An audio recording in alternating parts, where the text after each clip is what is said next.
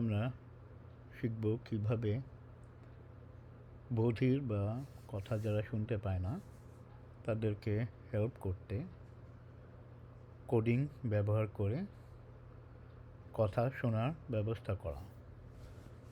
বধির লোকেরা যারা কথা শুনতে পান না, তাদের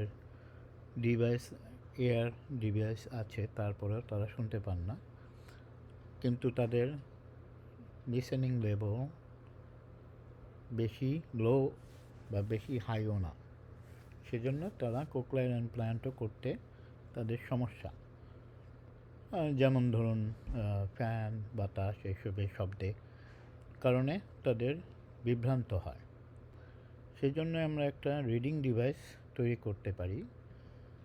এটা একটা কথা শুরু করবে। আমরা যদি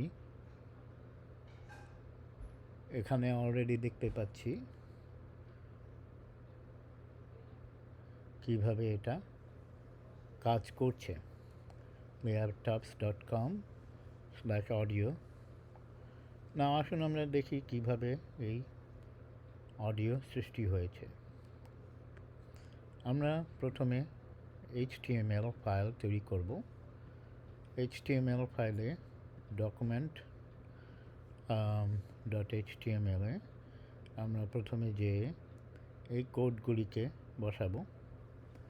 এই কোডগুলি আমরা নিয়ে বসিয়ে তারপরে টেক্সট বক্স তৈরি করব। টেক্সট এরিয়া এইখানে এই কোডটি ইউজ করে আপনারা আমার এই কোডটি ইউজ করতে পারবেন। তারপরে script.js করে এটাকে কানেক্ট করে দিলাম। তো এখন কিভাবে script.js তৈরি করতে হবে সেটার জন্য আমরা যাব। প্রথমে আমরা প্রথম লাইনে স্পিচ রিকগনিশন দিয়ে window.reach স্পিচ রিকগনিশন করে window.webkit স্পিচ রিকগনিশন নিয়ে কাজ শুরু করলাম। ভেরিয়েবল রিকগনিশন এগুলি নিয়ে আমরা ভেরিয়েবল ধরে ধরে আমরা শুরু করলাম।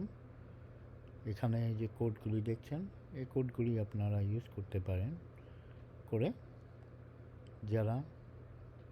যাদের প্রয়োজন তাদের জন্য